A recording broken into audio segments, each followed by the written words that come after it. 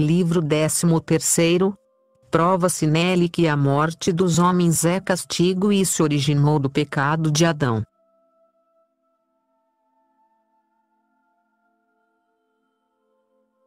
Capítulo 1. A queda do primeiro homem é a causa da morte. Já desembaraçados dessas difíceis questões sobre a origem do mundo e sobre o princípio do gênero humano, o plano da obra exige-nos abordar o problema da queda do primeiro homem, ou melhor, dos primeiros homens e da origem e propagação da morte. Deus, com efeito, não criara os homens nas mesmas condições que os anjos, quer dizer, de forma que, se pecassem, não pudessem morrer. Criou-os de tal sorte que os cumpridores fiéis de sua obediência passariam, sem mediar a morte, a imortalidade angélica e eternidade feliz. Quanto aos desobedientes, a morte ser-lhes ia justa castigo e justa condenação. E o que já observamos no livro anterior.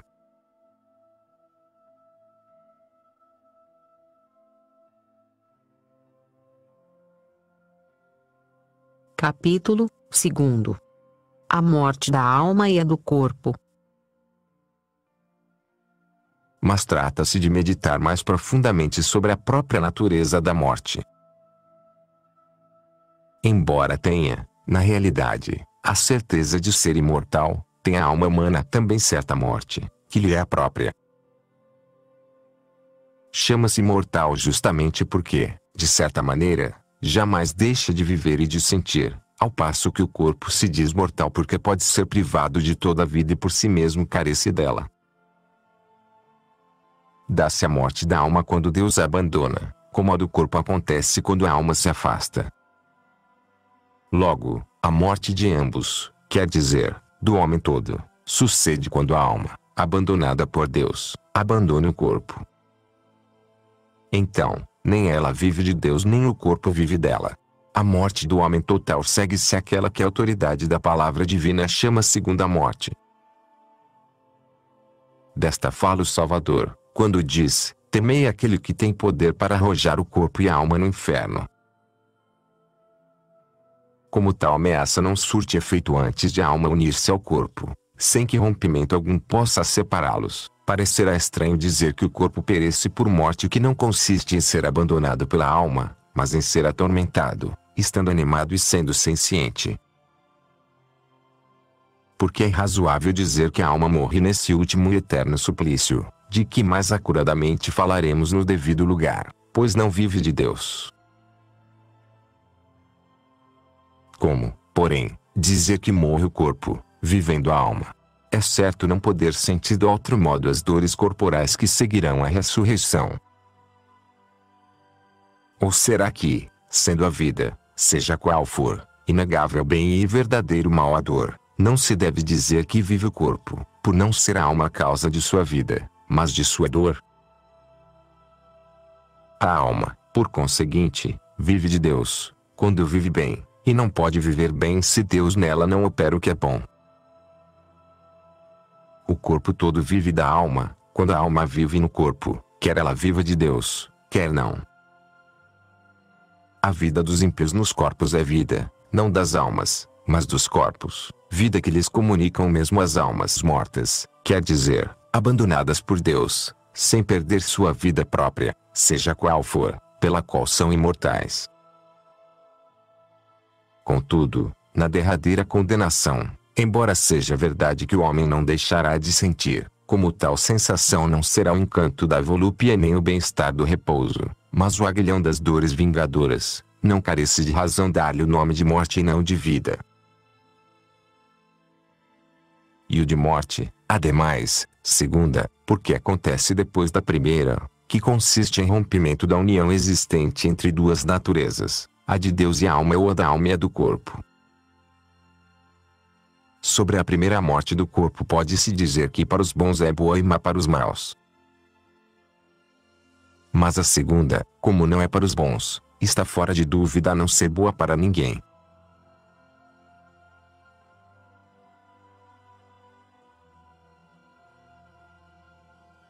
Capítulo 3.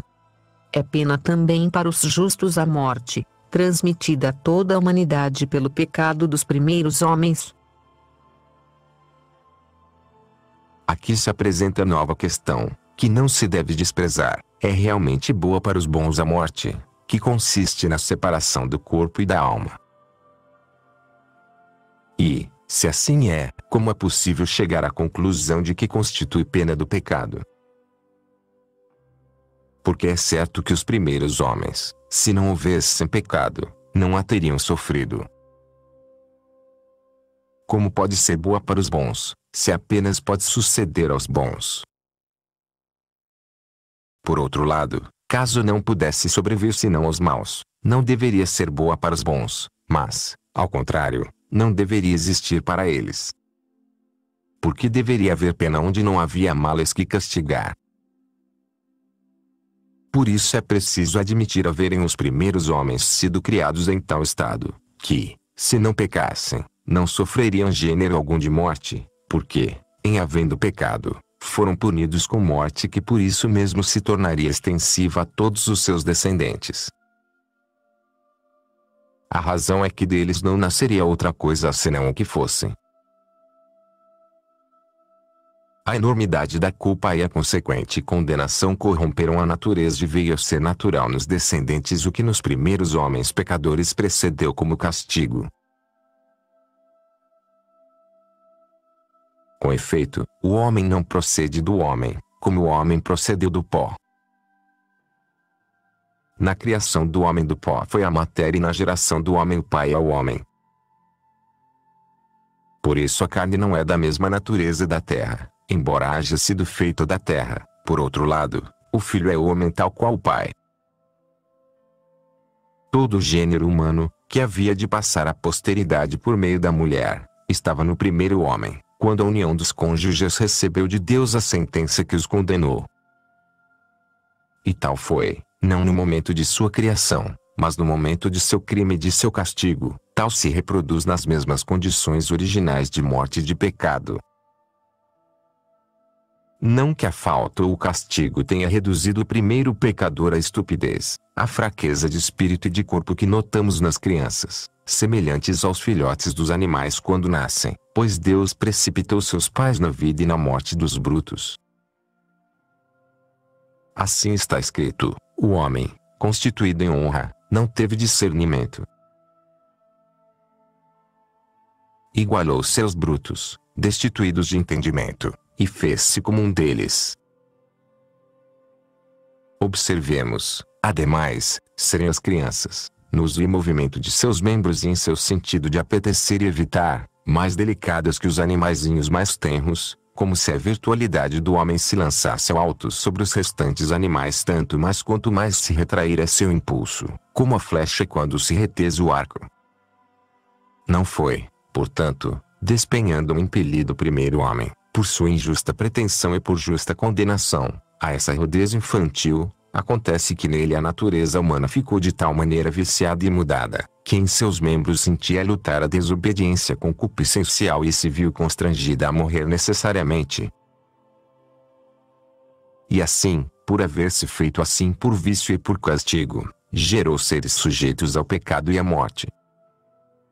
Se do vínculo do pecado a graça do mediador desliga as crianças, estas apenas podem sofrer a morte que o corpo separa da alma e, livres da obrigação do pecado, não passam à morte penal, sem fim.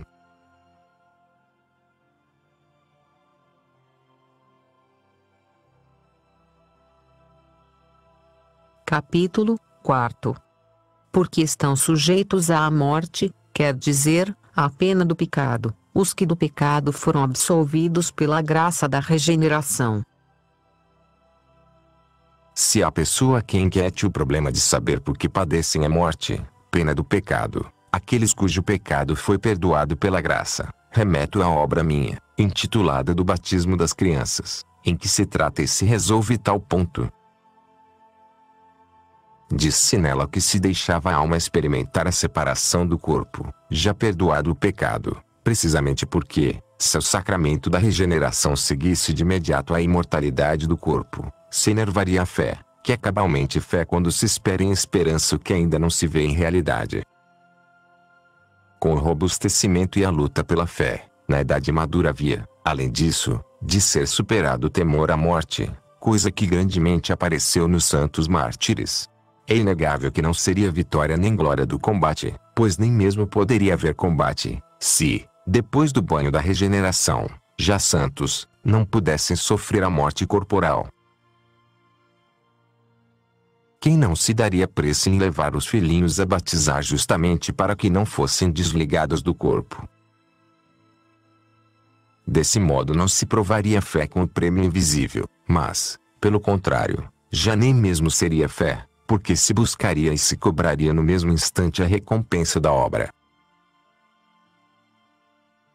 Na nova economia, contudo, por graça maior e mais admirável do Salvador, o castigo do pecado transformou-se em instrumento de justiça. Então se disse ao homem: se pecas, morrerás. Agora se diz ao mártir: morre para não pecar. Então se lhes disse: se transgredis o mandamento, morrereis de morte. Agora se lhes diz: se recusardes a morte, transgredireis o mandamento. O que então se devia temer, para não pecar, agora se deve aceitar, por medo de pecar. Assim, pela misericórdia inefável de Deus, a pena dos vícios vem a ser instrumento de virtude e o suplício do pecado se torna merecimento do justo. Então se adquiriu a morte, pecando, agora se aperfeiçoa a justiça, morrendo. Isso, todavia, aplica a seus santos mártires, a quem se impunha a disjuntiva, desertar da fé ou sofrer a morte, porque os justos preferem padecer, crendo, o que os primeiros prevaricadores padeceram por não crer.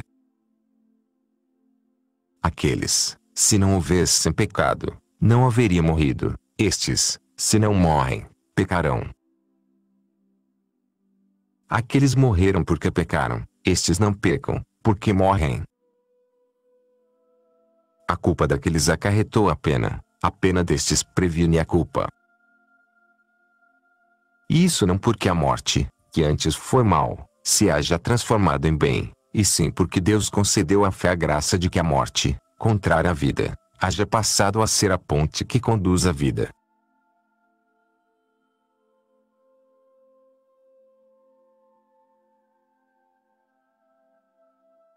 Capítulo 5. Como os pecadores usam mal da lei, que é boa, assim os justos usam bem da morte, que é má.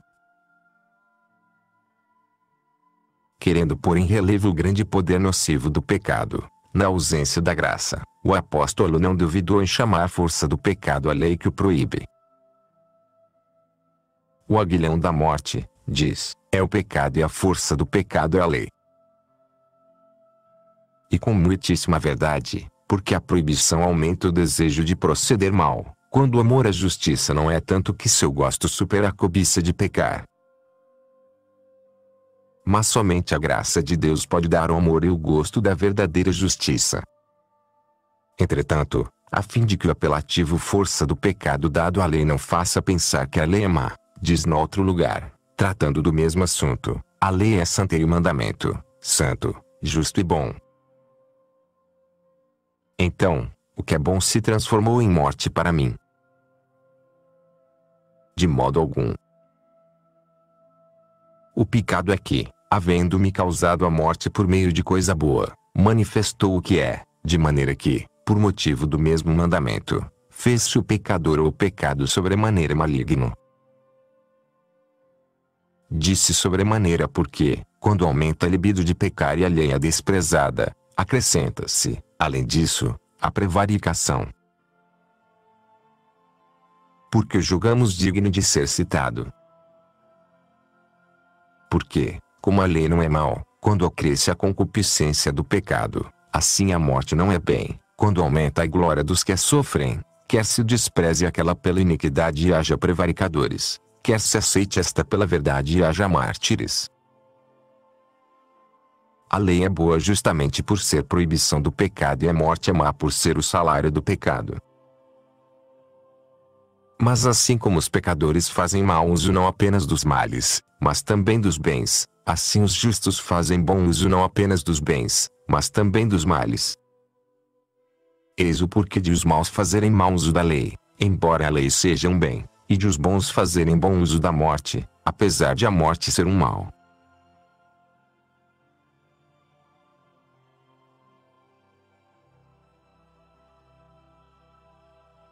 Capítulo 6. O mal da morte consiste na ruptura da união existente entre a alma e o corpo. A morte do corpo e o que a constituem tal, quer dizer, a separação da alma e do corpo, quando a sofrem os chamados moribundos, não é bem para pessoa alguma, porque o rompimento do unido e entrelaçado no vivente é duro para a sensibilidade e contrário à natureza, enquanto a alma habita o corpo, até perder-se todo o sentido procedente do enlace da alma com a carne. Às vezes um só ferimento do corpo ou o rápido voo da alma atalha toda essa agonia e não permite senti-la, antecipando-se a hora. Seja qual for, por conseguinte, a crise em que dolorosa sensação acompanha a sensibilidade que se retira, o sofrimento piedoso e resignado aumenta o merecimento da paciência, porém não exclui a palavra pena. Assim, sendo a morte pena do que nasce, como ramo do primeiro tronco, se mede pela piedade e pela justiça, transforma-se em glória do que renasce e, sendo retribuição do pecado, às vezes consegue que nada se retribua ao pecado.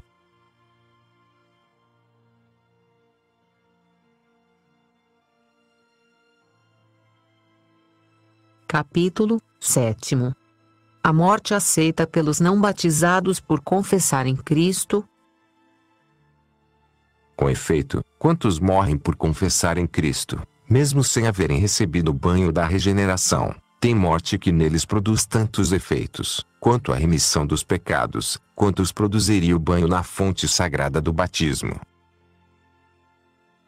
Aquele que disse, quem não renascer da água e do Espírito Santo não pode entrar no reino dos céus, abriu no outro lugar honrosa exceção, falando de modo não menos geral, quem confessar-me diante dos homens também o confessarei diante de meu Pai, que está nos céus.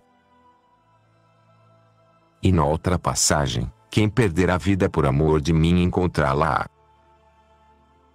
Eis o porquê daquelas palavras, de grande preço é, aos olhos do Senhor, a morte de seus santos.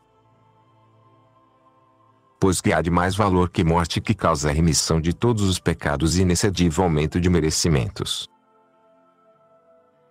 Não cabe comparar os merecimentos daqueles que, não podendo diferir a morte, são batizados e saem desta vida após haverem sido apagados todos os seus pecados com os dos que, podendo, não diferiram a morte, porque a chegar ao batismo, negando-o, preferiram terminar a vida, confessando Cristo. É certo que, se o houvessem feito, também se lhes perdoaria no banho lustral o haverem negado Cristo por medo da morte, pois é verdade que aqueles que deram morte a Cristo se lhes perdoou o crime tão horrendo. Como, porém, sem graça torrencial do Espírito que sopra onde quer, poderiam amar Cristo ao extremo de não poderem negá-lo em tal risco de vida e com esperança tão grande de perdão? A valiosa morte dos santos, a quem precedeu e antecipadamente pagou com tanta graça a morte de Cristo, para não vacilarem em entregar a sua para consegui-lo a ele, provou que o constituído antes como pena do pecador se reduziu agora a tais usos, com o fim de que dali dimanasse fruto mais abundante de justiça. A morte, portanto, não deve ser considerada como bem em si mesma por haver sido destinada a tamanha utilidade, não por virtude própria, mas pela graça de Deus. Antes se propôs como objeto de temor, para que não se cometesse o pecado, deve agora ser aceita para não cometer pecado, para pagar o cometido ou para dar a palma da justiça devida a uma vitória tão gloriosa.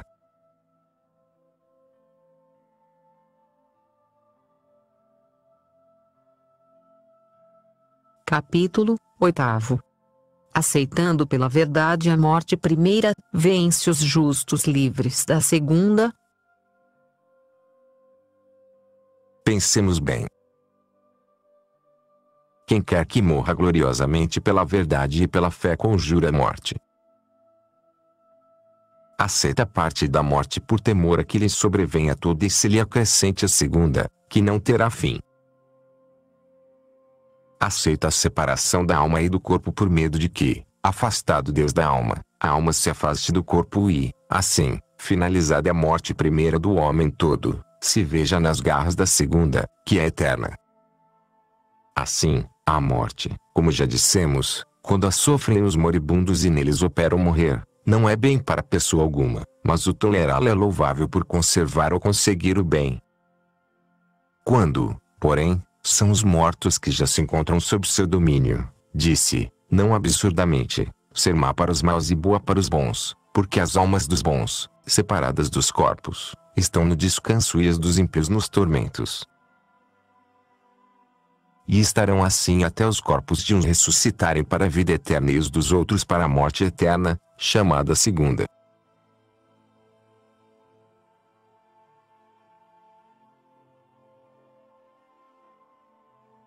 Capítulo 9. O momento exato da morte.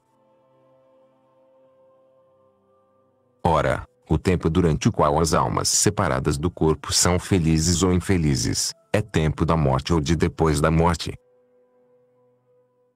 Se é tempo depois da morte, não é mais a morte, que já passou, mas a vida da alma que pode ser boa ou má.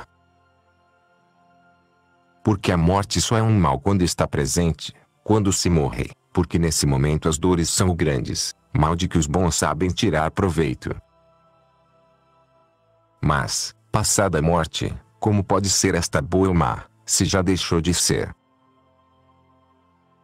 A mais ainda, se bem observamos, as próprias dores dos moribundos não são a morte, porque enquanto eles sentem, ainda estão vivos, e por isso ainda não estão na morte, que tira qualquer sentimento, mas nas proximidades da morte, que ocasiona tantas angústias. Como, portanto, chamamos de moribundos os que ainda não estão mortos, e que ainda agonizam. Contudo chamamo-los assim com razão, porque, vindo a morte, já não os chamamos de moribundos, mas de mortos. Ninguém, contudo, é moribundo se não está vivo, porque nesse último instante da vida é que são chegados os que, como dizemos, vão render sua alma. Se esta ainda não o deixou, ele ainda está vivo. O que morre, portanto, é ao mesmo tempo moribundo e vivo, isto é, aproxima-se da morte e se afasta da vida, está ainda em vida, porque sua alma está presente no corpo, e ainda não está na morte, porque a alma ainda não se retirou do corpo. E, depois que a alma partir, se nem então ele está na morte, que já passou, quando se dirá que ele está na morte. Porque ninguém é moribundo se não pode ser ao mesmo tempo moribundo e vivo. De fato, enquanto a alma está no corpo, não se pode negar a vida. Ou, se devemos chamar de moribundo aquele que já sente em seu corpo a ação da morte, e se ninguém pode ser ao mesmo tempo vivo e moribundo, não sei quando é que se está vivo.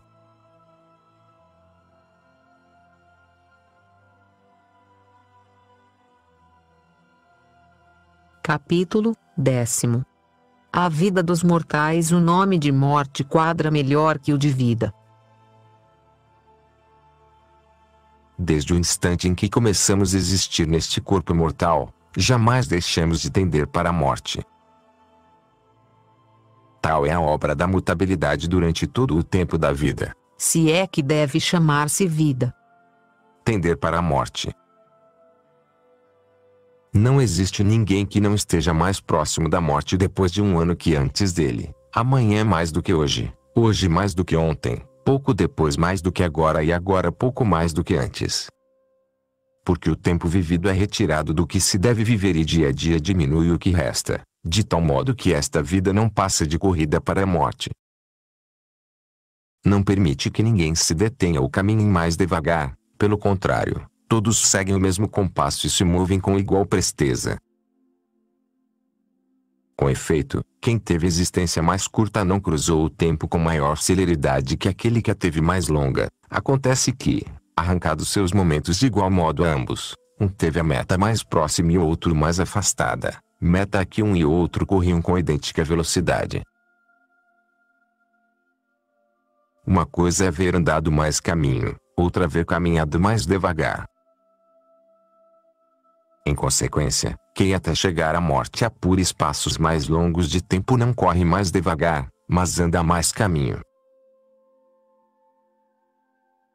Portanto, se cada indivíduo começa a morrer, ou seja, a estar na morte, desde o instante em que nele começa a operar-se a morte, quer dizer, a subtração da vida, pois, terminada a subtração, já estará depois da morte, não na morte, é fora de dúvida que, desde o instante em que começamos a existir neste corpo, estamos na morte.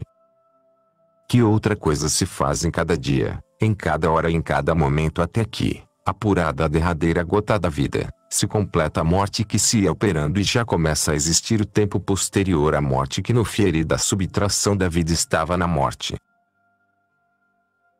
Se, por conseguinte, o homem não pode estar ao mesmo tempo em vida e em morte, nunca jamais está em vida, desde que mora neste corpo mais moribundo que vivente.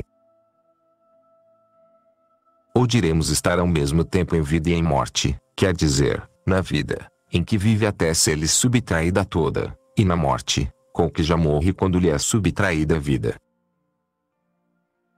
Porque, se não está em vida, que é que se subtrai, enquanto não se realiza a sua perfeita consumpção? E se não está em morte, que é a subtração da vida?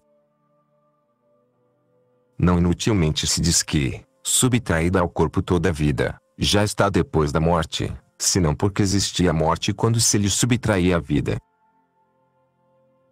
E se, subtraída a vida, o homem não está na morte, mas depois da morte, quando estará na morte, senão quando lhe é subtraída?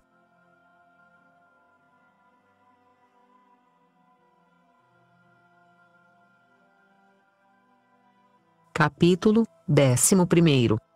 Pode alguém ser ao mesmo tempo vivente e morto? Se é absurdo dizer que antes de encarar a morte o homem já está na morte. De que meta ele aproxima ao caminhar de sua vida, se já está nela? E como, por outro lado, é demasiado atrevimento afirmar que é ao mesmo tempo vivente e moribundo, pois não se pode estar ao mesmo tempo acordado e dormindo, é preciso perguntar quando será moribundo. Antes de a morte chegar não é moribundo, mas vivente, chegada a morte, já será morto, não moribundo. Aquele ainda está antes da morte, este já lhe transpôs a fronteira. Quando está na morte, pois, então é realmente moribundo. Estas três coisas distintas, a saber, antes da morte, na morte e depois da morte, têm cada qual nome próprio, vivente, moribundo e morto. É, pois, muito difícil determinar quando alguém é moribundo, quer dizer, quando está na morte, quando não é vivente, que é antes da morte, nem morto, que é depois da morte, mas moribundo, ou seja, na morte.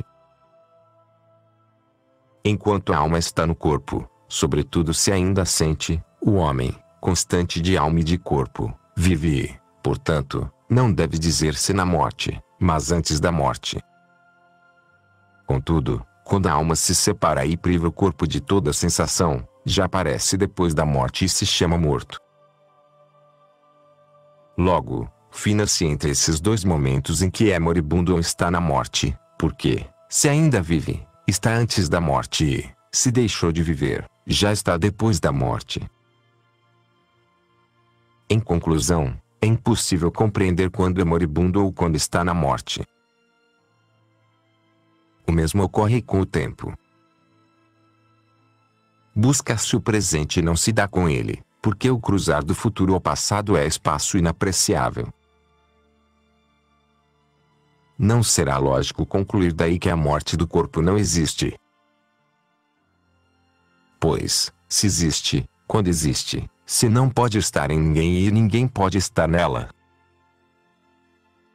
Com efeito, se vive, ainda não existe a morte, porque isso é antes da morte, não na morte, e, se deixou de viver, já não existe, porque isso é depois da morte, não na morte.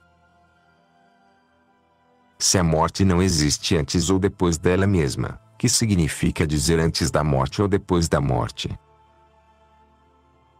A verdade é que dizê-lo carece de sentido, se não existe a morte. Oxalá houvéssemos conseguido, bem vivendo no passado, não existisse morte alguma. Contudo, agora é tão esquiva, que não pode explicar-se com palavras nem evitar-se com argumentos. Falemos, pois, segundo o uso corrente, pois assim o exigem nossas maneiras, e digamos, antes da morte como antes de a morte suceder, como está escrito, antes da morte não louves homem algum. Digamos também, desde que haja sobrevindo, depois da morte deste ou daquele sucedeu tal ou qual coisa. Digamos ainda, como nos seja possível, do tempo presente, aquele moribundo fez testamento e ao morrer deixou isto ou aquilo este ou aquele, embora na realidade, se não vivesse, não teria podido fazê-lo e o haja feito antes da morte e não na morte. Falemos também como fala a Divina Escritura, que não duvidem chamar mortos não aos que já morreram, mas aos que estão na morte. Assim naquela passagem, porque não há na morte quem se lembre de ti. Dize com razão que estão na morte, enquanto não ressuscitam, como se diz que alguém está dormindo, enquanto não desperta, embora chamemos dormentes os que estão no sono e não possamos, todavia, chamar moribundos os que morreram. Porque não morre, quanto à morte corporal de que agora tratamos, aquele que já está separado do corpo. É precisamente a isso que me referia, ao dizer que não se pode explicar com palavras como chamamos moribundos aos que ainda vivem ou dos já mortos, mesmo depois da morte, dizemos estarem na morte. Como depois da morte, se ainda estão na morte, sabendo-se, ademais, que não os chamamos moribundos, como chamamos dormentes aos que estão no sono, enfermos aos que estão em enfermidade, dolentes aos que estão em dor e viventes aos que estão em vida. Contudo, antes de ressuscitarem, disse que os mortos estão na morte, mas não podemos chamá-los moribundos. Daqui deduzo não carecer de oportunidade de sentido minha opinião de que, talvez não por causa da lógica humana, mas por intenção divina, o verbo moritur, morre, em latim não hajam os gramáticos podido conjugá-lo pela mesma regra com que se conjugam os demais. Dioritur, nasce, por exemplo, forma-se o pretérito ortus este, nasceu, e assim os demais tempos que se conjugam com os particípios passados. Mas, se perguntamos pelo pretérito do verbo moritur, responder-nos-ão, como de costume, mortus este, morreu, duplicada a letra U. Disse mortus, morto, como fatus, fátuo, ardus, difícil, conspicuous, conspícuo, etc. Que não são particípios, mas nomes, e por isso se declinam sem tempo. Naquele, entretanto, simulando declinar o indeclinável, põe-se o nome em lugar do particípio passado. Isso tem determinado sentido e aqui, assim como o significado pelo verbo não pode ser declinado, assim também o verbo que o significa não se pode declinar, falando. Mas pelo menos podemos, com o auxílio da graça de nosso Redentor, declinar a morte segunda. É o mais grave e o pior de todos os males, por não consistir na separação da alma e do corpo, mas do eterno abraço de ambos nos tormentos eternos. Aí é que os homens estarão sempre na morte, não antes nem depois da morte, e por isso nunca mais serão viventes e nunca mais serão mortos, mas eternamente moribundos. A suprema desgraça para o homem na morte será, com efeito, que a morte seja imortal.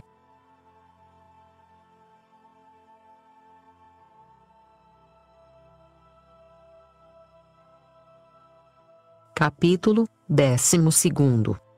Que morte havia Deus combinado aos primeiros homens, se lhe violassem o mandamento? Quando se pergunta que morte combinaria Deus aos primeiros homens, no caso de violarem o mandamento recebido e de não lhe prestar obediência, se era a morte da alma, a do corpo, a do homem todo ou a chamada segunda, deve-se responder que todas. A primeira compreende duas delas, a segunda, todas. Como a Terra universal consta de muitas regiões e a Igreja universal de muitas igrejas, assim a morte total consta de todas as mortes. Porque a primeira compreende duas, uma da alma e outra do corpo, de modo que a primeira morte de todo homem se dá quando a alma sem Deus e sem corpo sofre temporalmente o castigo, e a segunda, quando a alma sem Deus e com o corpo sofre as penas eternas.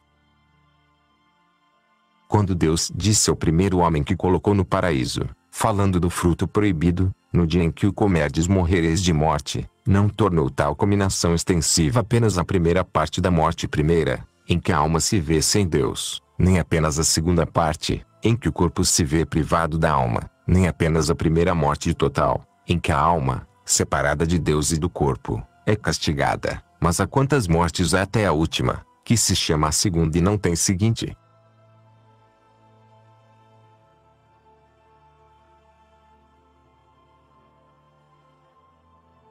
Capítulo 13. Qual o primeiro castigo da prevaricação dos primeiros pais?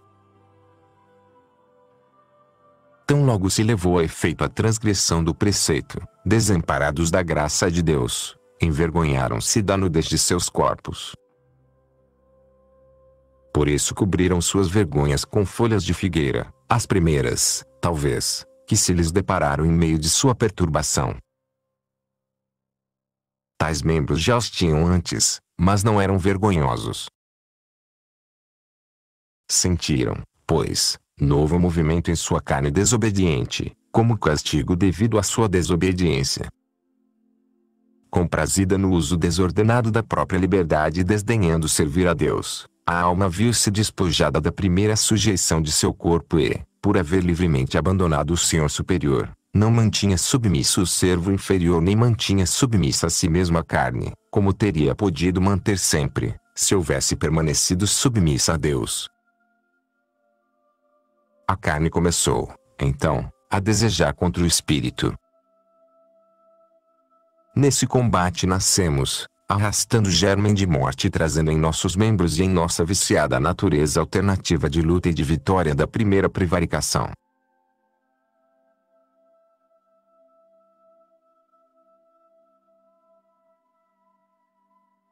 Capítulo 14. O homem, criado por Deus, e como caiu por arbítrio de sua vontade. Deus, autor das naturezas, não dos vícios, criou um homem reto, mas, depravado por sua própria vontade e justamente condenado, gerou seres desordenados e condenados. Estivemos todos naquele um quando fomos todos aquele um, e caiu em pecado pela mulher, dele feita antes do pecado. Ainda não fora criada e difundida nossa forma individual, forma que cada qual havíamos de ter, mas já existia a natureza germinal, de que havíamos de descender todos. Desta, viciada pelo pecado, ligada pelo vínculo da morte e justamente condenada, o homem, nascendo do homem, não nasceria de outra condição. Por isso, do mau emprego do livre-arbítrio originou-se verdadeira série de desventuras, que de princípio viciado, como se corrompido na raiz o gênero humano, arrastaria todos, em concatenação de misérias, ao abismo da morte segunda, que não tem fim, se a graça de Deus não livrasse alguns.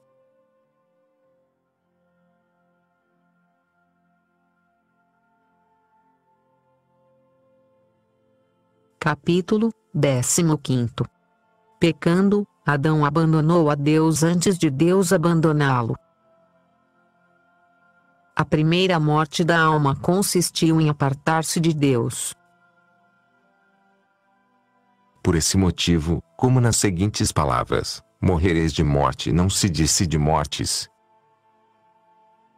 Deve-se entender somente aquela que sucede quando a alma é abandonada por sua vida, que é Deus, porque não foi abandonado para que abandonasse, mas abandonou para ser abandonado, visto como, para seu mal, é primeiro a própria vontade e, para seu bem, é primeiro a vontade do Criador, quer para fazê-la quando ainda não existia, quer para refazê-la quando pereceu na queda. Contudo, embora entendamos haver Deus querido significar essa morte nas seguintes palavras: no dia em que o comerdes morrereis de morte, como se dissesse, no dia em que me abandonardes pela desobediência abandonar-vos-ei por justiça. Indubitável é que em tal morte se anunciaram também as demais que haviam de suceder. Ao originar-se na carne da alma desobediente um movimento desobediente, pelo qual cobriram suas vergonhas, sentiu-se a morte, em que Deus abandonou a alma. Esta ficou significada naquelas palavras que Deus dirigiu ao homem, quando em seu louco temor se escondia: Adão, onde estás? E disse-o, não perguntando como se o ignorasse, mas advertindo-o, com censura, de que cuidasse de saber onde estava, porque Deus já não estava com ele. Mais tarde, ao abandonar a alma e o corpo, enrugado pela idade e encolhido pela velhice, chegou a experimentar a outra morte, da qual Deus dissera, quando impunha seus castigos ao homem: és terra e a terra irás. Assim, essas duas mortes completariam a primeira, de todo homem, e lhe seguiria, por fim, a segunda, se o homem não fosse libertado pela graça. O corpo, procedente da terra, a ela não tornaria senão pela morte, que lhe sobrevém quando se vê privado de sua vida, ou seja, da alma. É por isso que os cristãos, fiéis e verazes custódios da fé católica, afirmam que a morte do corpo não é infligida por lei da natureza, porquanto Deus não deu morte alguma ao homem, mas como legítimo castigo do pecado. Ao vingar o pecado, disse Deus ao homem, em quem todos estávamos então: és terra e a terra irás.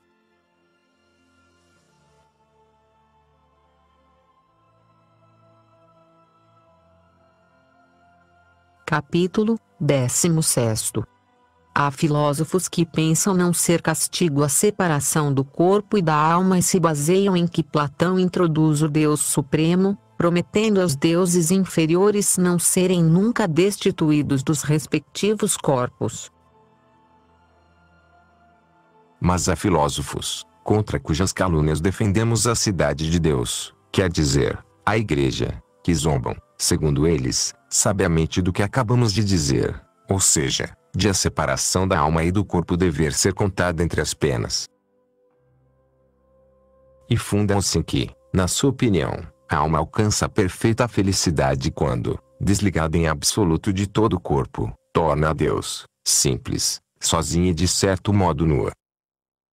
Se em seus próprios escritos não encontrássemos nada com que refutar semelhante opinião, teríamos de estender-nos em demonstrar que o corpo não é oneroso para a alma senão por ser corruptível. Aqui vem apelo àquela passagem de nossas escrituras citada no livro anterior: o corpo corruptível oprime a alma. Ao acrescentar corruptível, dá a entender que não é qualquer corpo que oprime a alma, e sim o feito pelo castigo consequente ao pecado. E, embora não o houvesse acrescentado, não deveríamos entender outra coisa. Contudo, apregoando Platão a todos os ventos que os deuses feitos pelo soberano Deus têm corpos imortais e introduzindo a Deus, autor deles, prometendo-lhes, como singular benefício, eterna permanência em seus corpos e não serem desligados deles por morte alguma, aqui vem que tais sofistas, para perseguirem a fé cristã, finjam desconhecer o que conhecem. Porque, em luta consigo mesmos, preferem dizê-lo, contanto que não recuem do empenho de contradizer-nos. Vou citar as próprias palavras de Platão, traduzidas ao latim por Cícero, nas quais introduz o soberano Deus perorando e dizendo aos deuses que fez: considerai, filhos dos deuses, de que obras sou autor e pai. Sois indissolúveis contra a minha vontade, embora todo o composto possa dissolver-se, mas não é próprio do bem querer separar o que é razão uniu.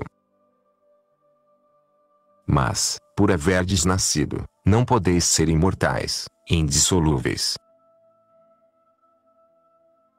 Entretanto, não vos dissolvereis nem destino algum de morte vos tirará a vida, porque não será mais poderoso que minha vontade, que é vínculo mais forte para vossa perpetuidade que o destino a que ficastes ligados ao começardes vossa existência. Eis que Platão diz que os deuses, por causa da ligação do corpo e da alma, são mortais e, todavia, são imortais, por vontade e decisão do Deus que os fez. Se, por conseguinte, para a alma é castigo estar ligada a corpo, que significa que, falando-lhes Deus como a temerosos de que a morte lhes assume as portas, ou seja, de se separarem dos respectivos corpos, lhes assegura a imortalidade. E isso não pela natureza de tais deuses, composta, não simples, mas pela insuperável vontade de Deus, que pode fazer com que o nascido não morra nem o ligado se desligue, mas persevere incorruptivelmente.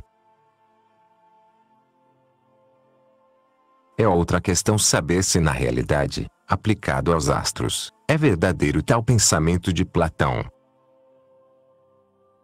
Não se deve levianamente admitir tenham ânimos próprios inteligentes e ditosos que os vivifiquem esses globos de luz ou pequenos círculos que com luz corpórea de dia ou de noite iluminam a Terra. Afirma-o com insistência do mundo universo, como de grande animal que contém todos os restantes animais. Porém, como fica dito, trata-se de outra questão e não me comprometi no momento a discuti-la. Com franqueza, julguei dever citar esse texto contra aqueles que se gloriam de chamar-se ou ser platônicos, orgulhoso título que os envergonha de ser cristãos, porque tal nome lhes seria comum e ao vulgo seu de portadores de mantos, cujo número é tanto mais fastuoso quanto mais exíguo se tornaria desprezível. Buscando pontos em que repreender a doutrina cristã, apelam para a eternidade dos corpos, como se fossem contrários entre si buscar a felicidade da alma e querer que, como que ligada a penoso vínculo, viva sempre no corpo. E fazem-no apesar de Platão, seu autor e mestre, dizer que o soberano Deus concedeu aos deuses feitos por ele o dom de não morrerem nunca, quer dizer, de não serem separados dos corpos a que os ligara.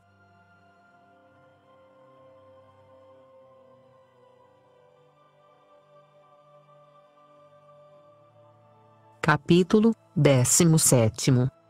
Contra os que afirmam não poderem os corpos terrenos tornar-se incorruptíveis e eternos.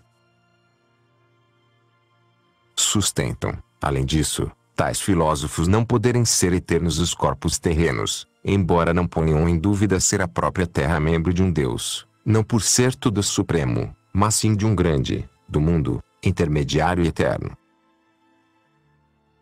Com efeito, o Deus Supremo criou outro pretenso Deus, isto é, o mundo, superior aos demais deuses inferiores e considerado como animal, ou seja, como ser dotado de alma, racional e intelectual, segundo eles, em massa corporal tão enorme.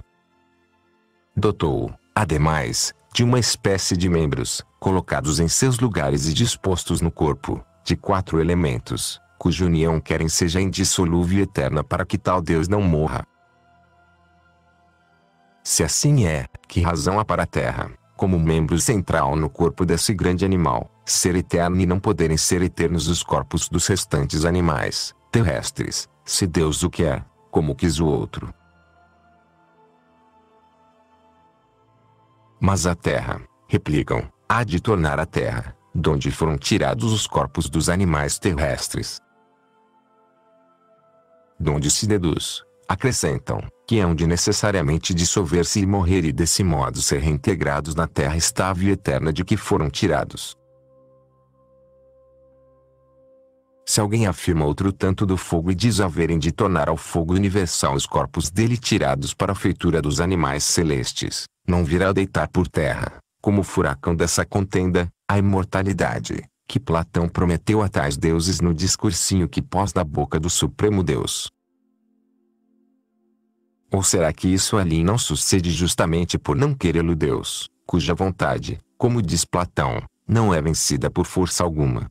que impede o poder de Deus de fazê-lo com os corpos terrenos. Se Platão admite que Deus pode fazer com que não morra o que nasceu, nem se desligue o ligado, nem torne os elementos o deles tomado e que as almas ligadas aos corpos nunca os abandonem e com eles gozem de imortalidade e de eterna bem-aventurança.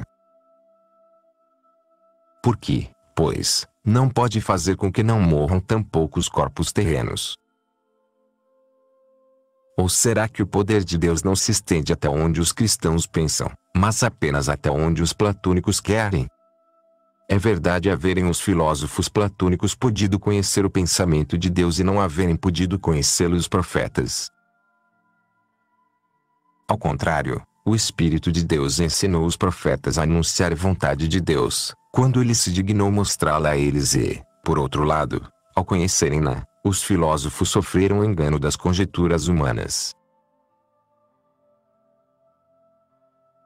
Não deviam, contudo, ter levado seu erro, não por ignorância, mas por teimosia, ao extremo de manifestamente se contradizerem, afirmando, de um lado, com todas as suas forças dialéticas, que, para poder ser feliz, a alma não apenas deve evitar o corpo terreno, mas todo o corpo, e insistindo, por outro, em terem os deuses almas muito felizes, ligadas, entretanto, a corpos eternos e a celestes a corpos ígneos. Insistem, outros sim, em que a alma de Júpiter, que pretendem seja deste mundo, acha-se repartida em todos os elementos corpóreos de que se compõe toda a mole que se eleva da terra ao céu. Platão opina que essa alma, do meio íntimo da terra, pelos geômetras chamado centro, a mais excelsa sumidade do céu, está difundida e estendida por todas as suas partes, segundo os números musicais. Desse modo, o mundo é, para ele, o animal maior e mais feliz e eterno e sua alma goza da perfeita felicidade da sabedoria e não abandona o corpo que lhe é próprio.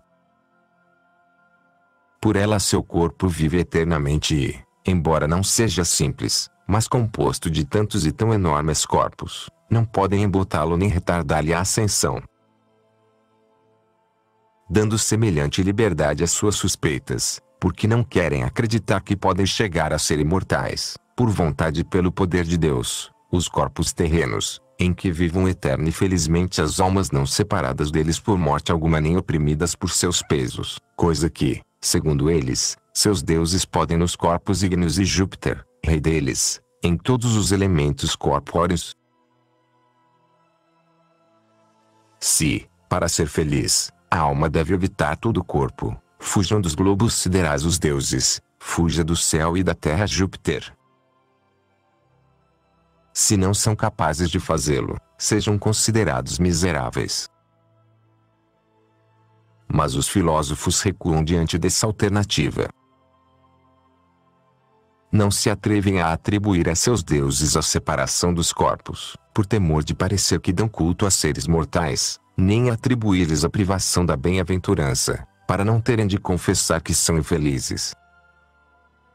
Em conclusão, para conseguir-se a felicidade, não devem ser evitados todos os corpos, mas os corruptíveis, os pesados, os mortais, os molestos, não tais quais foram os que a bondade de Deus deu aos primeiros homens, mas como os obrigou a ser a pena do pecado.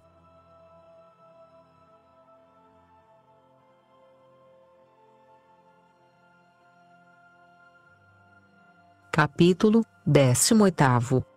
Afirmam os filósofos não poderem os corpos terrenos convir a seres celestiais, porque seu peso natural os inclina à terra. Mas necessariamente, dizem, o peso natural retém na terra os corpos terrenos ou pelo menos a ela os inclina com violência e por isso não podem estar no céu. É verdade que os primeiros homens habitavam terra cheia de árvores e frutífera, que recebeu o nome de paraíso. Como, porém, tal objeção não deve ficar sem resposta, quer por amor do corpo com que Cristo ascendeu ao céu, quer pelo que hão de ter os santos na ressurreição, considerem em primeiro lugar, com um pouquinho mais de atenção, a natureza dos pesos terrenos. Se a arte humana é capaz de fazer com que flutuem sobre a água vasos fabricados de metais, que, postos sobre ela, vão ao fundo no mesmo instante, Quão mais crível e poderoso é Deus, cuja onipotentíssima vontade, segundo Platão, não permite possa perecer o nascido nem ser desligado ou ligado, para, por modos ocultos, dar aos corpos terrenos que peso algum os atraia para baixo, sendo a união entre o corpóreo e o incorpóreo muito mais admirável que entre o corpóreo e o corporal. E, ademais, concede aos ânimos perfeitamente bem-aventurados que situem seus corpos, terrenos, é verdade, mas incorruptíveis, onde queiram e composição e movimentos facílimos operem onde lhes apraza. Ou será que se deve acreditar que, se os anjos realizam obras como estas, arrebatar certos animais terrestres de onde se encontram e colocá-los onde lhes apraza, não possam fazê-lo sem trabalho ou sem sentir as cargas? Porque havemos de crer que os espíritos dos santos, perfeitos e felizes por graça divina, podem sem dificuldade alguma levar seus corpos aonde lhes agrade e não havemos de crer possam colocá-los onde bem lhes pareça. Embora certo que, como costumamos apreciar quando puxamos algo, quanto maior a massa dos corpos terrenos, tanto maior também o peso, de maneira que mais oprime o que mais pesa, a alma leva os membros de sua carne com maior leveza, quando gozam de robustez e de saúde que quando se encontram debilitados pela enfermidade.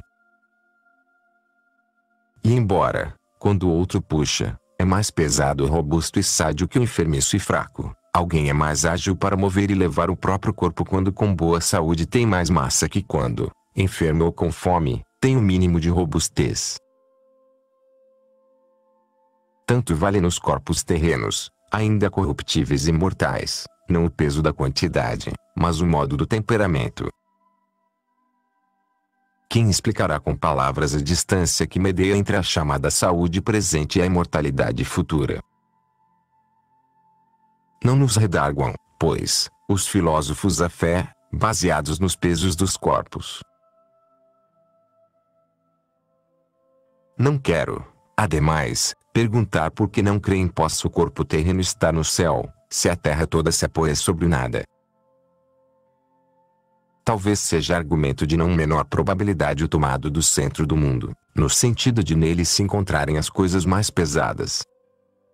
Limito-me unicamente a perguntar, se os deuses inferiores, a quem Platão encarregou de fazer o homem, entre os restantes animais terrestres, puderam, como ele diz, remover do fogo a qualidade de queimar e deixar-lhe a de luzir, que se percebe pelos olhos, duvidaremos conceder ao soberano Deus, a cuja vontade e poder concedeu não morresse o nascido, que coisas tão diversas e dessemelhantes, como as corpóreas e as incorpóreas, unidas entre si, não pudessem ser separadas. Desse modo tira a carne do homem a corrupção, dá-lhe a imortalidade, deixa-lhe a natureza, conserva-lhe a congruência da figura e dos membros e suprime-lhe o retardamento do peso. Mas sobre a fé na ressurreição dos mortos e sobre seus corpos imortais tratar-se-á com maior apuro no final desta obra, se Deus quiser.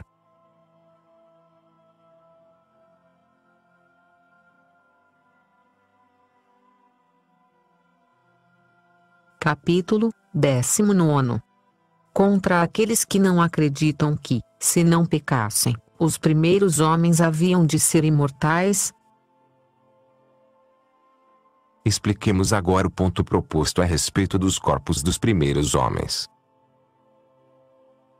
A estes, nem a morte, boa para os bons, conhecida não apenas por alguns poucos que entendem ou nela creem, mas por todos, a qual consiste na separação do corpo e da alma, pela qual o corpo do animal, que evidentemente vivia, morre, houvera podido sobrevir-lhes, se não a houvessem merecido pelo pecado.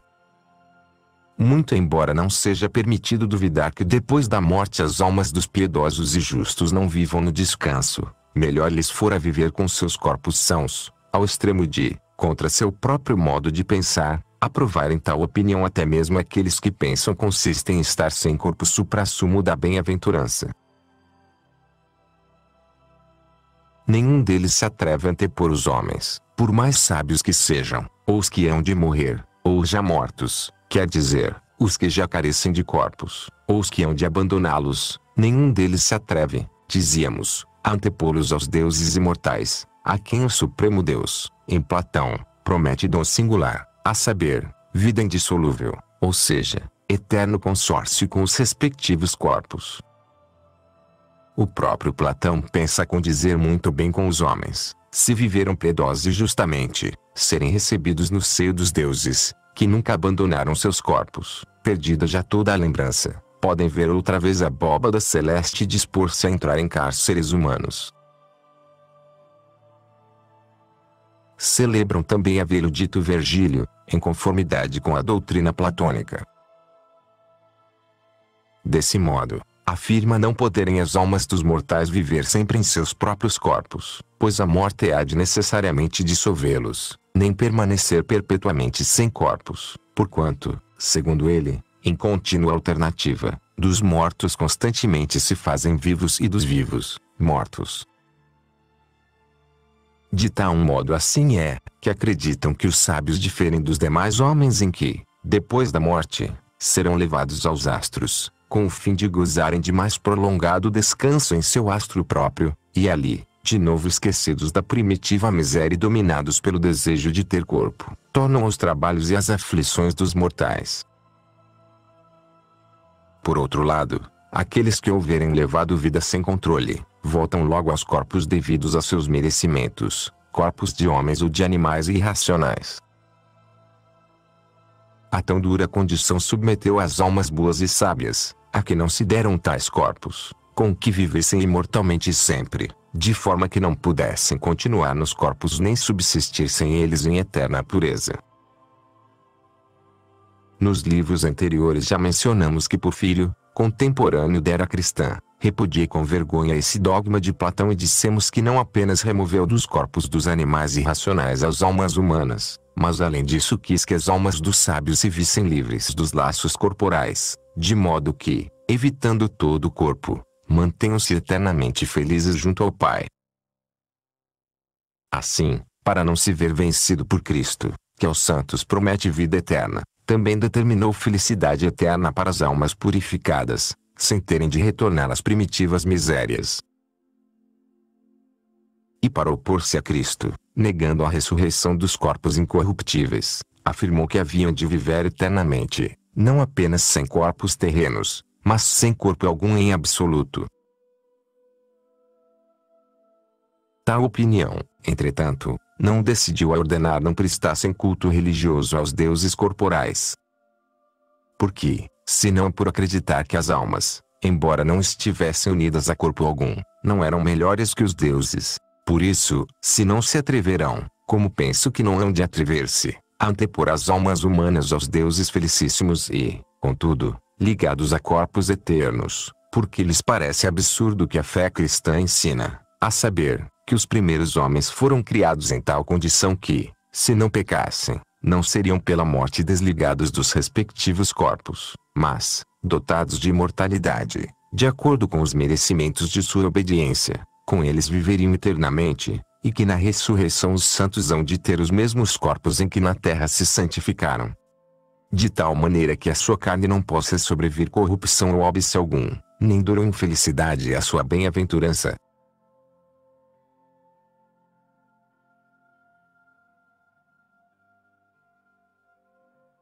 Capítulo 20. A carne dos santos ressuscitados será mais perfeita que a dos primeiros homens antes do pecado. Por isso, a morte agora carece de dureza para as almas dos fiéis defuntos, morte que os separou dos corpos, porque sua carne repousa em esperança, sejam quais forem os ultrajes recebidos depois de perdida sensibilidade. Porque não suspiram, como pensou Platão, pelos corpos por haverem nos esquecido, mas, antes, porque recordavam a promessa daquele que não engana ninguém e lhes garantiu a integridade de seus próprios cabelos. Essa razão de esperarem com ânsia e com paciência a ressurreição dos corpos, em que sofreram tantas durezas e não sentirão para o futuro nada similar. Se, por conseguinte, não odiavam sua carne, ao reprimi-la por direito espiritual, quando por sua fraqueza se revolvia contra a mente, quanto mais haverão de amá-la ao tornar-se espiritual. Como o espírito, escravo da carne, se chama, não impropriamente, carnal, assim a carne, sujeita ao espírito, receberá o nome de espiritual. E não porque se converta em espírito, como alguns imaginam, impressionados por estas palavras, é posto na terra corpo animal e ressuscitará corpo espiritual, mas porque se submeterá ao espírito, com admirável e suma facilidade de obediência, até a própria vontade seguríssima de sua imortalidade dissolúvel e já livre de toda a sensação de mal-estar, de toda corruptibilidade e de todo peso.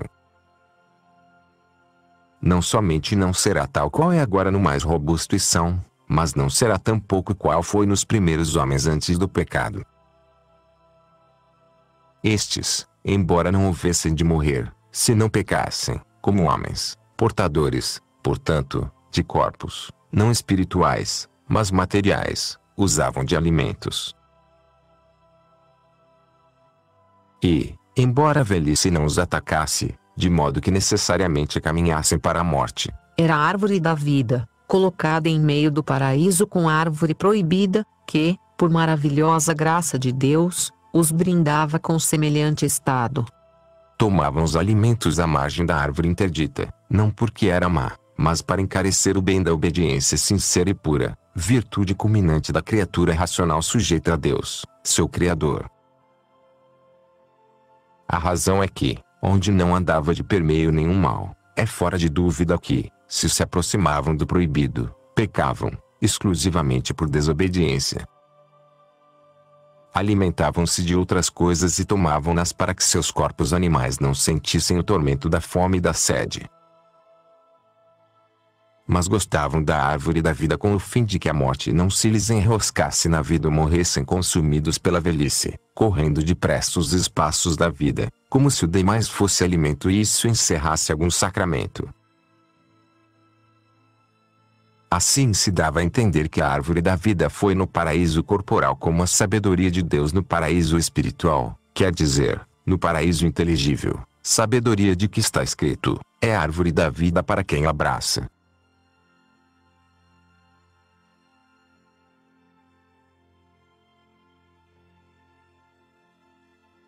Capítulo 21. Pode-se muito bem entender como algo espiritual o paraíso em que estavam os primeiros homens, deixando sempre a salvo a verdade da narrativa histórica sobre o lugar corporal.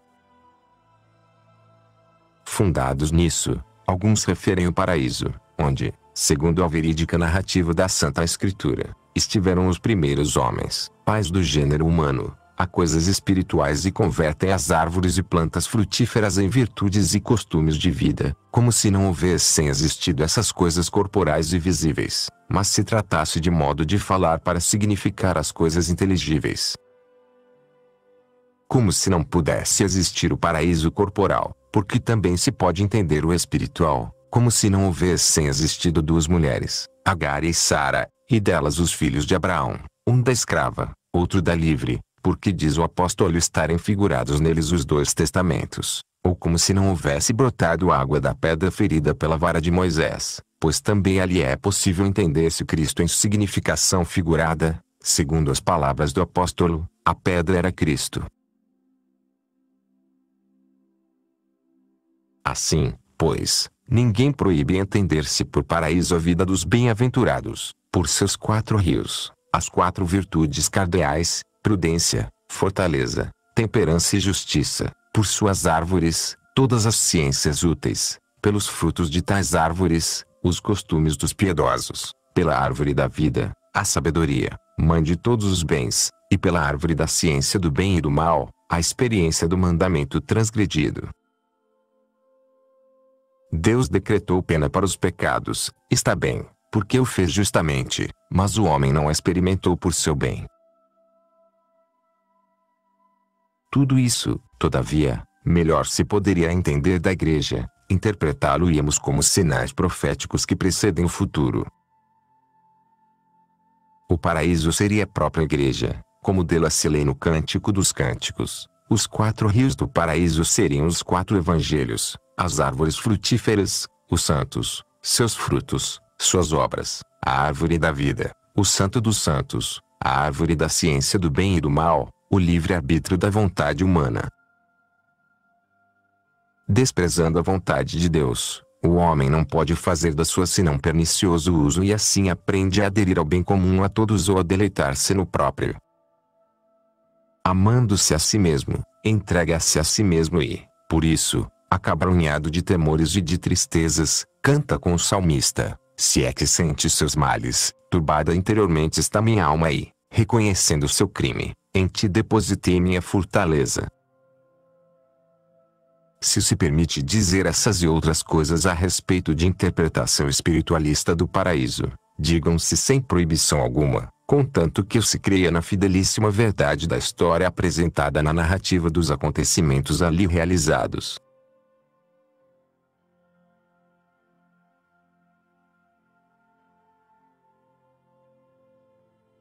Capítulo 22.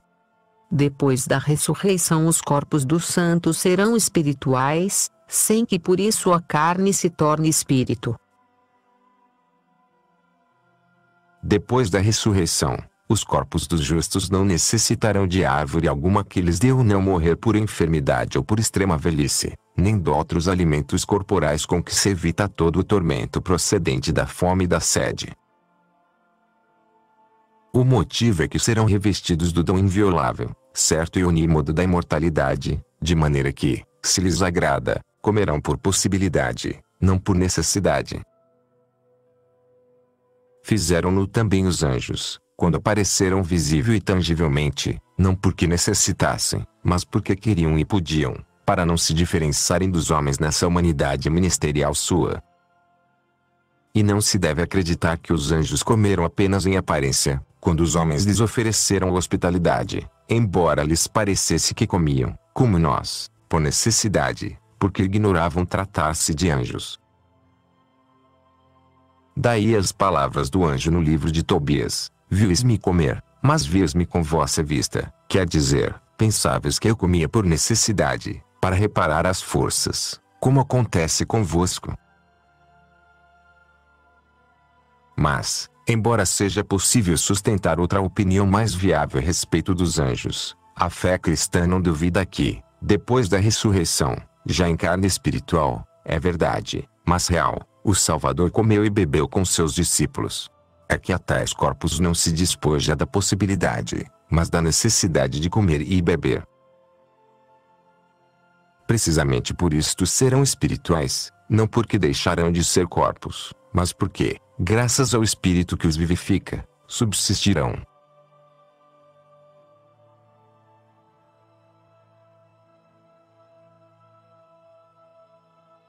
Capítulo 23.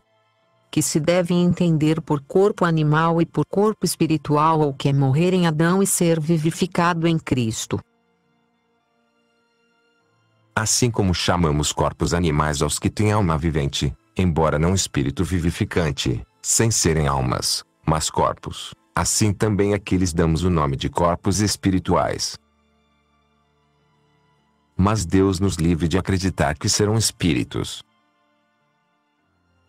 Serão corpos, conservarão a substância da carne, que, graças ao espírito vivificante, não sofrerá o peso nem a corrupção da carne.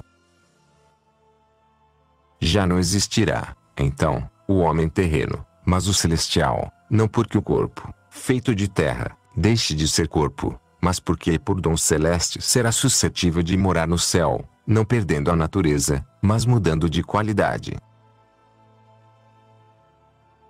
O primeiro homem, formado de terra e terreno, foi criado com alma vivente, não com espírito vivificante, reservado para prêmio de sua obediência. Por isso, seu corpo, que necessitava de comer e de beber, para não ver-se presa da sede e da fome, e não era alheio à morte por imortalidade absoluta e indissolúvel, mas graças à árvore da vida, que o conservava na flor da juventude, não há dúvida haver sido animal, não espiritual. Contudo, jamais haveria morrido, se, pecando, não houvesse incorrido na sentença com que Deus o prevenira e ameaçara. Sem ver-se privado, fora do paraíso, dos alimentos, ficava-lhe proibido a árvore da vida e foi entregue à velhice e ao tempo, para findar seus dias naquela vida, que poderia haver sido perpétua para ele no paraíso e em seu corpo animal, caso não houvesse pecado, até que, como prêmio de sua obediência, se tornasse espiritual. Daí que, se essa morte sensível, que realiza a separação do corpo e da alma, entendemos-la significada nas palavras de Deus, no dia em que o comerdes morrereis de morte, não deve parecer absurdo não fossem desligados do corpo no mesmo dia em que comeram do fruto proibido e mortífero. Nesse mesmo dia a natureza piorou e viciou-se e, por justíssima separação da árvore da vida, apoderou-se deles a necessidade da morte corporal. Com tal necessidade nascemos todos. Por isso o apóstolo não diz, o corpo há de morrer pelo pecado, mas, o corpo está morto em razão do pecado e o espírito é vida em virtude da justificação. E logo a seguir acrescenta, se o espírito daquele que da morte ressuscitou a Cristo habita em nós, o mesmo que da morte ressuscitou a Cristo, dá vida também a vossos corpos mortais, em virtude do espírito que habita em vós.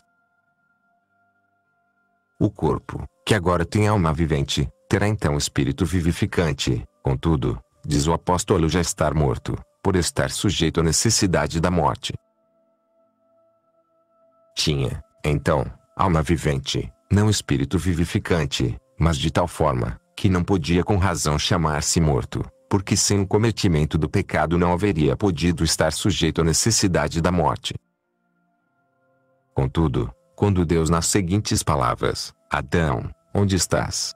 Significou a morte da alma, que consiste em ser abandonada por ele, e quando nestas, és terra e a terra irás figurou a morte do corpo, que consiste em dele apartar-se a alma, deve-se crer não haver dito nada a respeito da morte segunda justamente porque era sua intenção ficar-se oculta por amor do Novo Testamento, onde com toda clareza se declara. O fim de tudo isso era manifestar que a morte primeira, comum a todos, origina-se do pecado em que todos fomos solidários em Adão. Por outro lado, a morte segunda não é comum a todos, por amor àqueles que segundo o decreto de Deus foram chamados, aos que antes previra e predestinara, como diz o apóstolo, para que se fizessem conformes com a imagem de seu Filho, de modo que seja o primogênito entre muitos irmãos, livres da morte segundo a mercê da graça de Deus pelo mediador. Segundo a expressão do apóstolo, o primeiro homem foi criado em corpo animal. Sua intenção era distinguir do que será espiritual na ressurreição este que agora é animal. É posto na terra, como semente, em estado de corrupção, e ressuscita um corruptível. É posto na terra disforme e ressuscitará glorioso. É posto na terra sem movimento e ressuscitará cheio de vigor. É posto na terra como corpo animal e ressuscitará como corpo espiritual. Depois, para prová-lo, acrescenta, porque assim como há corpo animal, também há corpo espiritual. Quis, desse modo, manifestar o que é o corpo animal, embora a Escritura não haja dito do primeiro homem, chamado Adão, quando pelo sopro de Deus lhe foi criada a alma, e foi feito o homem em corpo animal, e sim, foi formado o homem em alma vivente. A intenção do apóstolo foi dar a entender nesta perícope, foi formado o homem em alma vivente, o corpo animal do homem. Como se devia entender o espiritual, mostra ao acrescentar, mas o segundo Adão, em espírito vivificante, significando sem dúvida alguma Cristo, que já ressuscitou da morte, de maneira que não pode morrer nunca mais. Por fim, remata, dizendo, mas não é corpo espiritual o que foi formado primeiro, mas o animal e, em seguida, o espiritual. Essa passagem lança mais luz sobre a anterior referência ao homem animal no que está escrito haver sido o primeiro homem formado em alma vivente e o espiritual no que se lê, mas o segundo Adão, em espírito vivificante. O corpo animal é o primeiro, qual teve o primeiro Adão, que não haveria de morrer, se não pecasse, qual temos agora, procedente de sua natureza, transformada e viciada pelo pecado, que o submeteu à necessidade da morte, qual se dignou ter Cristo por nós, não por necessidade, mas por possibilidade. Depois a este seguirá o corpo espiritual, qual já precedeu em Cristo, como em nossa cabeça, e seus membros terão na ressurreição dos mortos.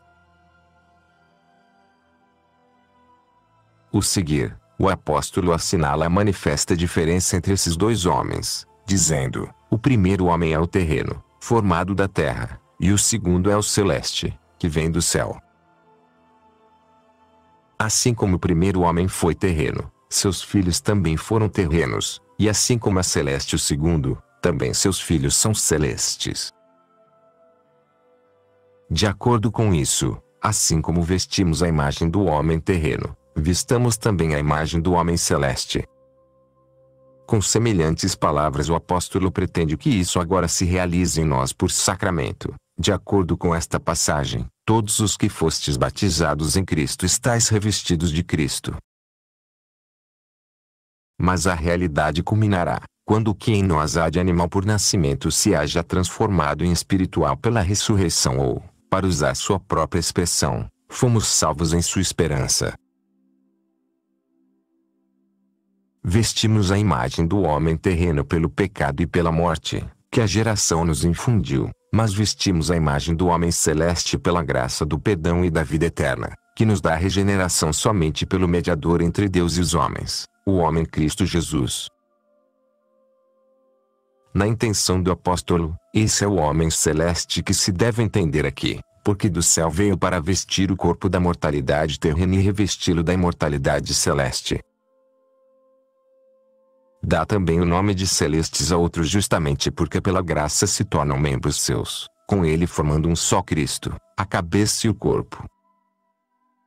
É o que com luz meridiana essa carta expressa nos seguintes termos: porque assim como por um homem veio a morte, por um homem deve vir a ressurreição. Que assim como em Adão todos morrem, assim em Cristo todos são vivificados. Se isso sucederá no corpo espiritual, que será em espírito vivificante. Está escrito todos, duas vezes, não porque todos os que morrem em Adão hajam de ser membros de Cristo, pois muitos deles serão eternamente castigados com a morte segunda. mas porque assim como ninguém morre em corpo animal, mas em Adão, assim ninguém é vivificado em corpo espiritual, mas em Cristo. Em conclusão, não se deve imaginar que na ressurreição teremos corpo igual ao que o primeiro homem teve antes do pecado. E estas palavras, assim como o primeiro foi terreno, seus filhos também foram terrenos, não devem ser entendidas segundo o corpo que seguiu a admissão do pecado. A razão é que não se deve pensar que antes do pecado seu corpo era espiritual e haja sido transformado em animal por merecimento do pecado. Os que assim pensam reparam muito pouco nas palavras do grande doutor, que escreve: se há corpo animal, há também o espiritual, como está escrito, o primeiro homem, Adão, foi formado em alma vivente. Será que isso aconteceu depois do pecado, se tal foi a primeira criação do homem, de que mesmo apóstolo tomou esse texto da lei, para fazer ver o que é o corpo animal?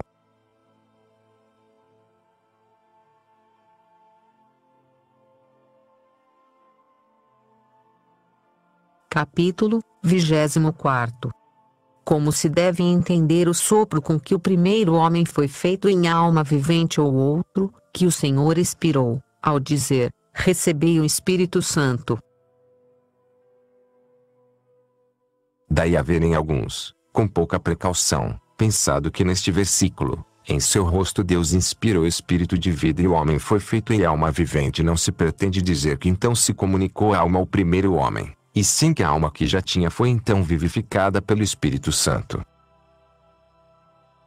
A semelhante interpretação os induz a lerem que Jesus, depois da ressurreição, soprou sobre os discípulos, dizendo: recebei o Espírito Santo.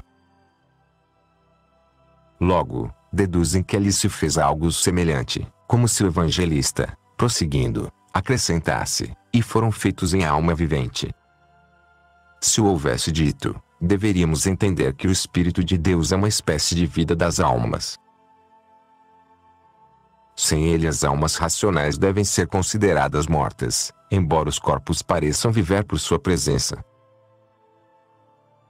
Que, todavia, na criação do homem não sucedeu assim, testemunham-nos suficientemente as palavras do Gênesis, e criou, Formalvit. Deus o homem do pó da terra. Alguns, buscando interpretação mais clara, disseram, e formou, Finchite. Deus o homem do barro da terra.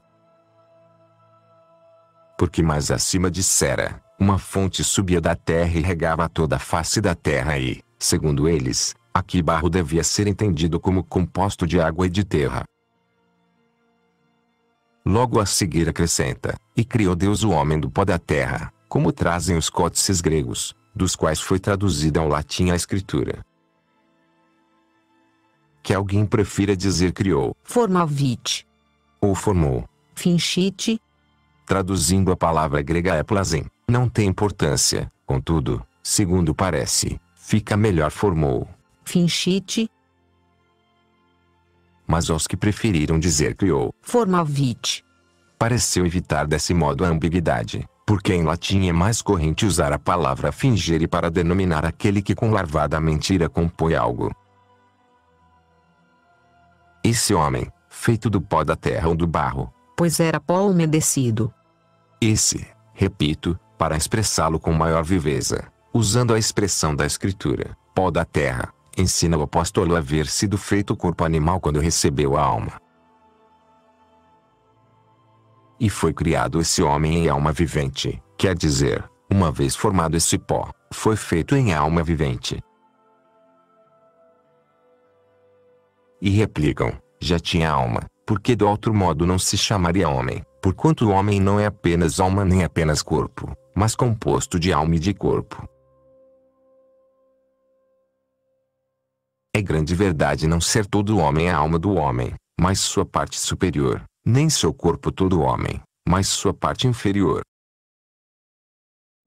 E também é que a união simultânea de ambos os elementos se dá o nome de homem, termo que não perde cada um dos elementos, quando deles falamos em separado. Não se diz a cada passo, sem que o proíba a lei linguística alguma, aquele homem morreu e agora está gozando ou penando, se tal coisa só se pode dizer da alma. A quem se proíbe dizer, aquele homem está enterrado em tal ou qual lugar, se tal coisa só se pode dizer do corpo.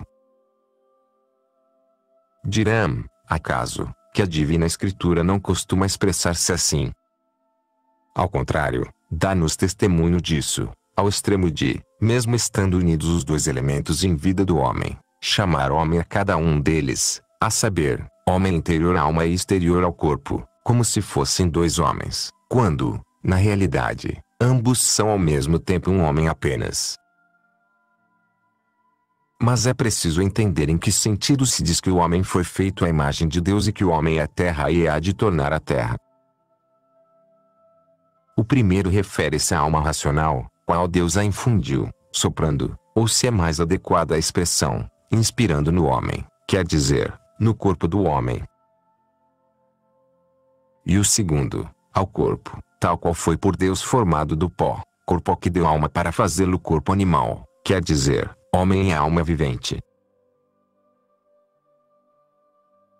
Por isso, ao soprar sobre os seus discípulos, dizendo, recebei o Espírito Santo, o Senhor quis dar-nos a entender que o Espírito Santo não é somente Espírito do Pai, mas também Espírito do unigênito. Um mesmo é o Espírito do Pai e do Filho e com ele formam a Trindade, Pai, Filho e Espírito Santo, que não é criatura, mas Criador. O sopro corpóreo, procedente da boca carnal, não era a substância e a natureza do Espírito Santo, mas simples figura, que nos manifestava, como indiquei, ser o Espírito Santo comum ao Pai e ao Filho e não ter cada um deles o seu, mas ser um mesmo de ambos. Nas Sagradas Escrituras tal Espírito é sempre expresso com a palavra grega pneuma, como nesse lugar o Senhor o denomina, ao dá-lo a seus discípulos, significando-o com o sopro de sua boca corporal. Não me lembro de passagem alguma da divina palavra em que seja nomeado do outro modo. neste versículo, e formou Deus o homem do pó da terra e em seu rosto soprou ou inspirou espírito de vida, não diz o grego pneuma, que de costume se traduz por Espírito Santo, mas pnoé, nome aplicado mais correntemente à criatura que ao Criador. Baseados nisso, alguns tradutores, para diferenciá-los, preferiram traduzir essa palavra por sopro e não por espírito. Emprega-se essa mesma expressão na passagem de Isaías que diz: "Eu fiz todo o sopro", significando, sem dúvida, toda a alma. A palavra grega pnoé, os latinos às vezes interpretaram por sopro, às vezes por espírito, às vezes por inspiração ou aspiração, quando se aplica também a Deus. Mas pneuma, sempre a traduziram por espírito, que é do homem, de que diz o apóstolo, que o homem sabe o que é do homem, senão o espírito do homem que nele há. Quer do irracional, como está escrito no livro de Salomão, quem sabe se o espírito do homem remontará ao céu e o espírito da besta se abaterá até a terra. Quer corpóreo, por outro nome chamado vento, termo usado no Salmo, que canta, o granizo, o fogo, o gelo, a neve e o tempestuoso vento, quer não já o espírito criado, mas o Criador, como de que diz o Senhor no Evangelho, recebei o Espírito Santo, figurando pelo sopro de sua boca carnal. E também onde diz, ide, batizai todas as gentes em nome do Pai, do Filho e do Espírito Santo. Aqui de modo muito expressivo e muito claro se encarece a Trindade. E onde se lê, Deus é Espírito e noutras muitíssimas passagens das Sagradas Letras se dá a entender o mesmo.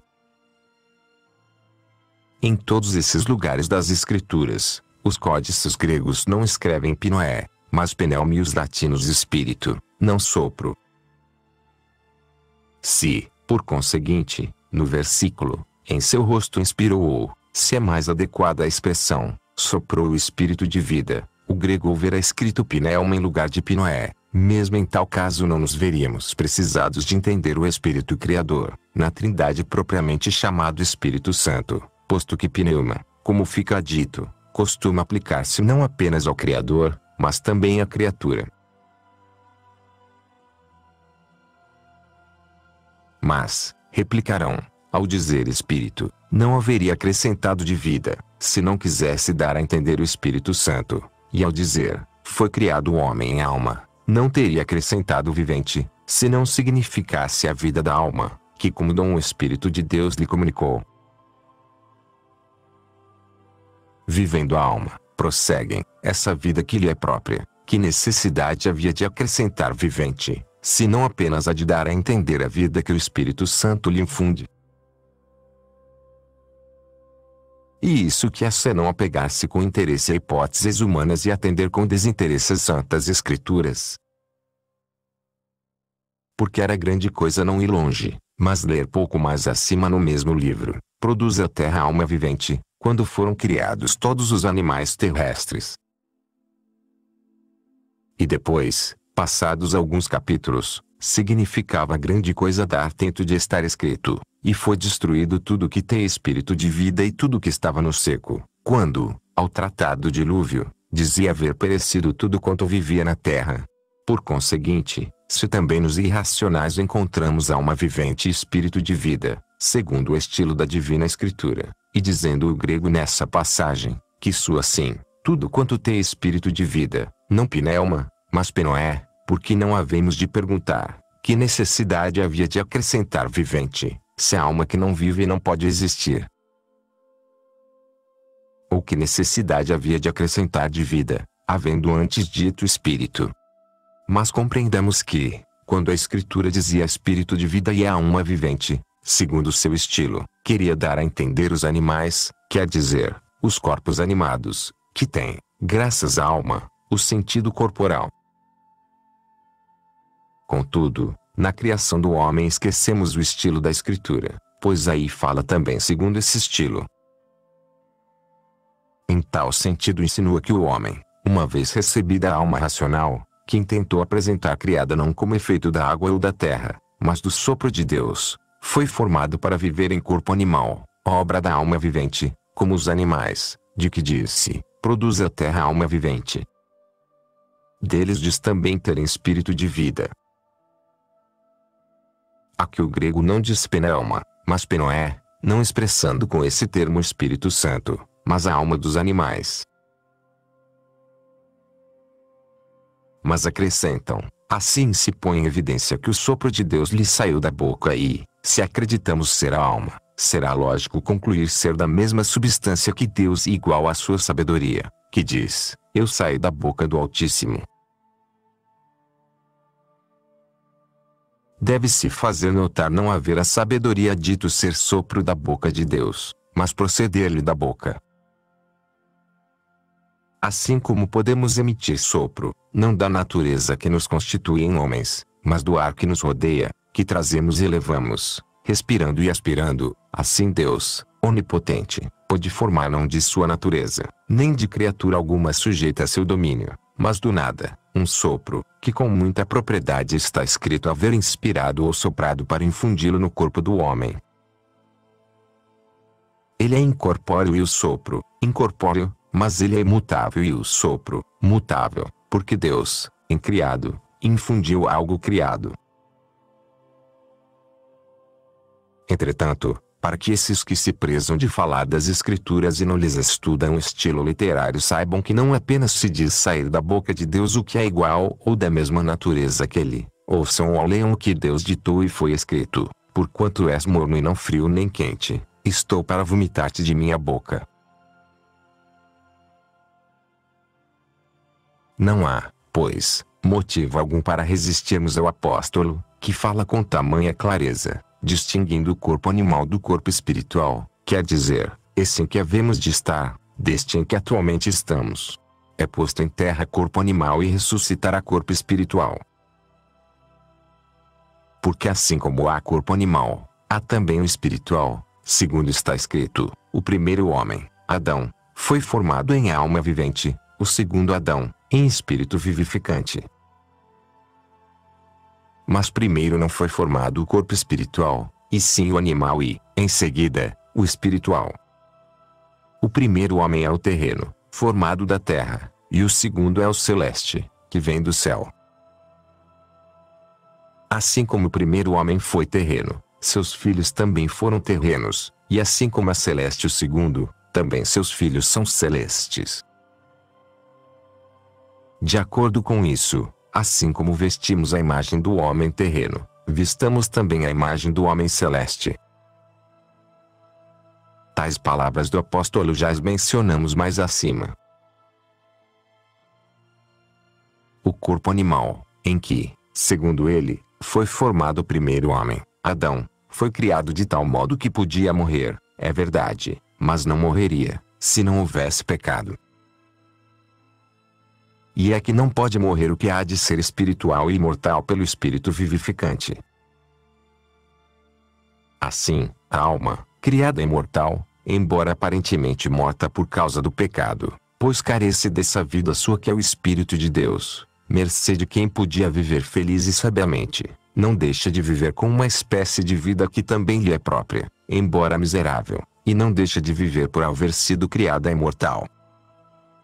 É o que sucede com os anjos desertores, que, ainda quando de algum modo hajam morrido, pecando, porque abandonaram a fonte da vida, que é Deus, com quem podiam viver felizes e sabiamente, não puderam morrer, deixando em absoluto de viver e de sentir, por haverem sido criados imortais. E desse modo serão, depois do juízo, precipitados na segunda morte, de maneira que nem mesmo ali carecerão da vida, pois não se verão privados de sensibilidade, quando vivam em dores.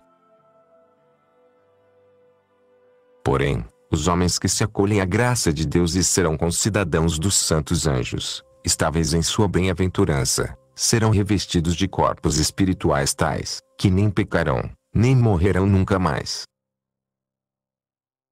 Sua imortalidade será como a dos anjos, que dela nem o pecado poderá privá-los, com a diferença de que conservarão a natureza da carne e não perdurará a corruptibilidade alguma carnal nem peso.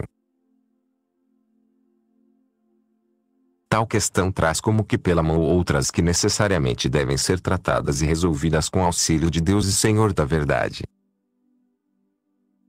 A primeira é esta: nos membros desobedientes dos primeiros homens, do pecado de desobediência que se originou a libido, ao abandoná-los à graça de Deus. Assim se explicaria que em sua nudez abrissem os olhos, isto é, reparassem com maior curiosidade nela e, porque o movimento impudente resistia ao arbítrio da vontade, cobrissem suas vergonhas. E a segunda, como haviam de propagar seus filhos, se, como haviam sido criados, permanecessem sem prevaricação. Como, porém, este livro já está exigindo ponto final e essa questão não é para limitar-se a exíguas páginas, parece-me determinação mais acertada deixá-la para o livro seguinte.